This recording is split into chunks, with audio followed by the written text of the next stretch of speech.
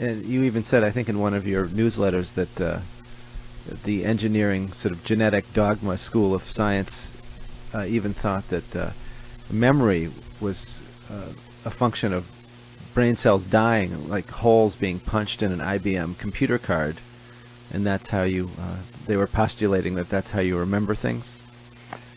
Yeah.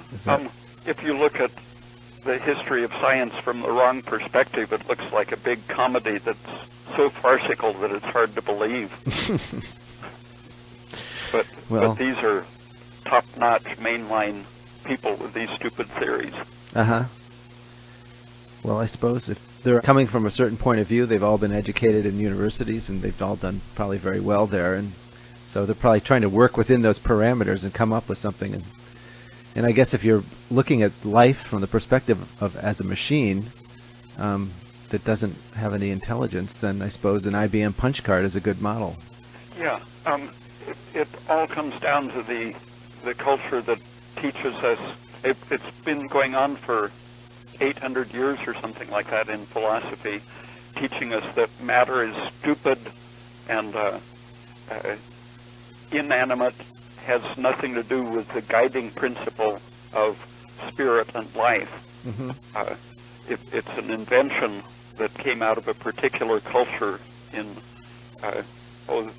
sometime after the Renaissance.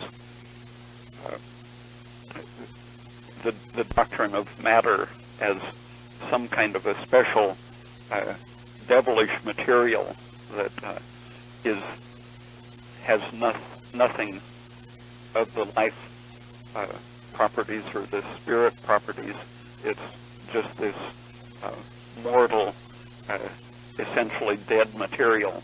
And so the gene doctrine came in on top of things like Descartes' doctrine of the mind running an inanimate machine.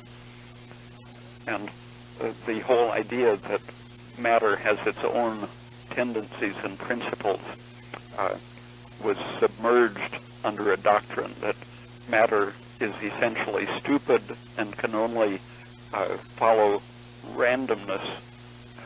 Mathematical randomness has to be invoked when matter is treated.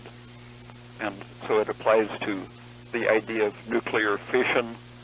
There's some kind of a mathematical oversight that governs the half-life of each type of substance. And people who question that whole idea of matter have done some experiments showing that even nuclear decay is context sensitive. For example, I think it was 1971 when an experimenter used radioactive carbon in an oil form and found that the decay rate was non-random when it was made into a monolayer on a metal surface. And that violated the whole doctrine of inert matter following some kind of mathematical rules of randomness, and so no one paid attention to it. Lots of physical experiments violate the rules, and so people ignore them the way the genetics people ignored regeneration research, cancer cures, and it was only the genetic engineers and the cloning researchers that finally opened up some space in the culture. The genetic engineers didn't want it to happen, but